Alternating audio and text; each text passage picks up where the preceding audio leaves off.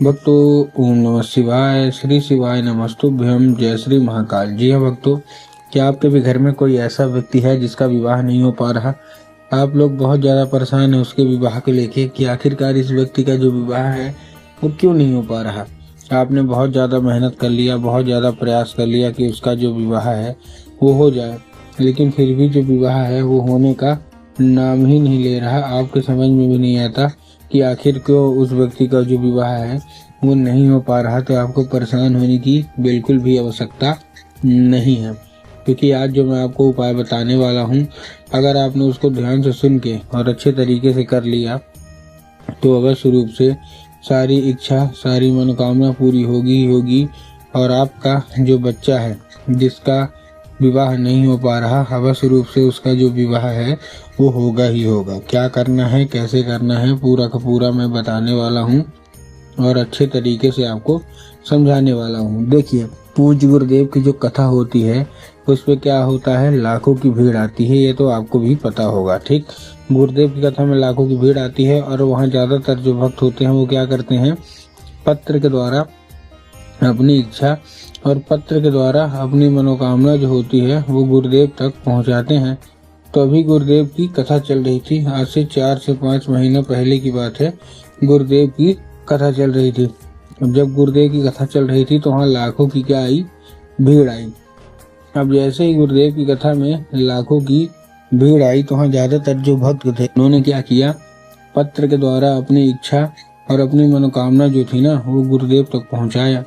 अब जैसे ही गुरुदेव के पास पत्र पहुंचा और गुरुदेव ने पत्र पढ़ा तो वहाँ गुरुदेव ने देखा कि ज्यादातर जो भक्त हैं उनकी क्या है, केवल और केवल एक ही इच्छा और एक ही मनोकामना है, क्या कि गुरुदेव हमारा जो मतलब बच्चा है ना उसका विवाह नहीं हो रहा। हम लोग बहुत ज़्यादा परेशान हैं। हर एक चीज़ सही चल रही होती है, हर एक चीज़ ठीक चल रही होती है, लेकिन अंत में आके कुछ ना कुछ ऐसा होता है जिसके कारण उस व्यक्ति का, उस बच्चे का जो मतलब विवाह है ना वो रुक जाता है। कृपया करके कोई उपाय बता दें, हम लोग बहुत ही ज़्यादा परेशान हैं। हमने क्या कुछ नहीं किया, बहुत ज़्यादा पंडितों को दिखाया, बहुत ज़्यादा उसकी कुंडली मिलवाई, हर एक चीज़ करवा लिया, लेकिन फिर भी उसका जो विवाह है वो होने का नाम नहीं ले रहा। कृपया करके कोई उपाय बता दें। अब जब गुरुदेव ने ये देखा तब गुरुदेव ने 2 से 3 उपाय बताया और कहा केवल और केवल ये उपाय कर लेना, तुम्हारा जो भी बच्चा है जिसका भी मन और विवाह नहीं हो पा रहा, अवश्य रूप से उसका विवाह होगा ही होगा। अब जैसे ही गुरुदेव ने उपाय बताया तो लोगों ने जा जाके इस उपाय को घर में करना शुरू कर दिया। अब जैसे ही लोगों ने जा जाके इस उपाय को घर में करना शुरू कर दिया, वही लोग गुरुदेव की कथा में मात्र 1 से 1.5 महीने के बाद वापस आए। अब जब वही लोग गुरुदेव की कथा में वापस आए तो उन्होंने क्या किया, फिर से एक बार गुरुदेव को पत्र लिखा, लेकिन ये वाला जो पत्र था ये गुरुदेव को धन्यवाद के रूप में पत्र था कि गुरुदेव धन्य हो आपका, आपके द्वारा बताया गया उपाय हमने किया है। हमारे घर का जो व्यक्ति था ना जिसका विवाह नहीं हो पा रहा था, जिसका विवाह अवश्य रूप से हो गया है, संपूर्ण हो गया है, पक्का हो गया है। आपका कोटि कोटि धन्यवाद। तो देखिए, जो लोग भी मेरी आवाज़ अभी सुन रहे हैं ना, अगर आपको भी जानना है कि आखिर ऐसा कौन सा उपाय है जिसको करने मात्र से इच्छा मनोकामना जो है वो पूरी हो जाती है, तो चलिए हम बताते हैं आपको आज की इस वीडियो के माध्यम से कि आपको करना क्या है। तो बस उपाय ध्यान से सुन के अच्छे से करिएगा जरूर। लेकिन उसके पहले चैनल पर अगर पहली बार आए हैं और आवाज़ मेरी पहली बार सुन रहे हैं तो वीडियो कर दें लाइक और चैनल को भी कर लें सब्सक्राइब। देखिए, जो हमारा सबसे पहला उपाय है इसमें आपको 3 काली मिर्च लेना है और साथ में आपको एक धतूरा लेना है। क्या लेना है, 3 काली मिर्च और साथ में एक धतूरा ले लिया। धतूरा लेने के बाद सबसे पहले आपको करना क्या है, जैसे ही लिया, लेने के बाद सबसे पहले अपने उसी बच्चे के हाथ में देना है जिसका विवाह नहीं हो रहा, ठीक। दे दिया। देने के बाद उसको बोलना है कि क्या करे, पहुंच जाए सीधा सीधा शिव मंदिर। अब जैसे ही आपका बच्चा शिव मंदिर पहुंचेगा, शिव मंदिर पहुंचने के बाद उसको बोलिएगा कि दक्षिण दिशा में खड़ा हो जाए और उत्तर की ओर अपना चेहरा कर ले।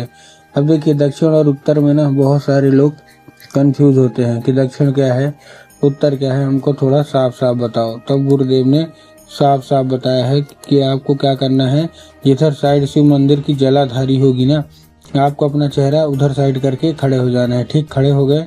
खड़े होने के बाद आपको क्या करना है, एक नाम लेके, कौन सा, महादेव का बहुत ही सुंदर सा नाम है श्रम्भेश्वर महादेव।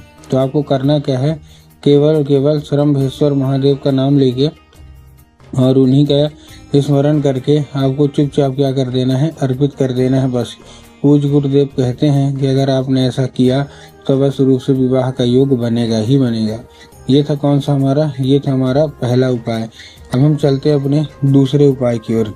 अब देखिए, जो हमारा दूसरा उपाय है, दूसरे उपाय में आपको क्या करना है, आपको लेना है लाल चंदन। और लाल चंदन लेने के बाद आपको करना क्या है, जैसे आप लाल चंदन लेंगे, लाल चंदन लेने के साथ साथ आपको एक काम करना है, आपको पहुंच जाना है सीधा शिव मंदिर।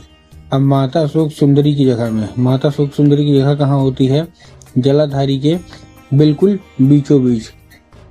तो आपको करना क्या है, माता अशोक सुंदरी वाली जगह में आपको अपने दाहिने हाथ की कोई भी एक उंगली से 3 बार बिंदी के रूप में टीका लगाना है। और 3 बार बिंदी के रूप में टीका लगाने के बाद उसको औषधि के रूप में मांग के घर ले आना है। अब जैसे आप उसको औषधि के रूप में मांग के घर ले आएंगे, आप जहाँ मतलब सोते हैं और जिधर साइड सर करके सोते हैं ना, उधर साइड की जो दीवार होगी, उसी दीवार में आपको क्या करना है, चुपचाप लगा देना है। पूज्य गुरुदेव कहते हैं कि अगर आपने ऐसा किया तो उस चंदन के जरिए स्वयं माता अशोक सुंदरी आपके घर में प्रवेश कर जाएंगी और आपके घर में जितना भी विवाह की दिक्कत हो रही है, सारी की सारी विवाह की दिक्कत जो है वो दूर होगी ही होगी।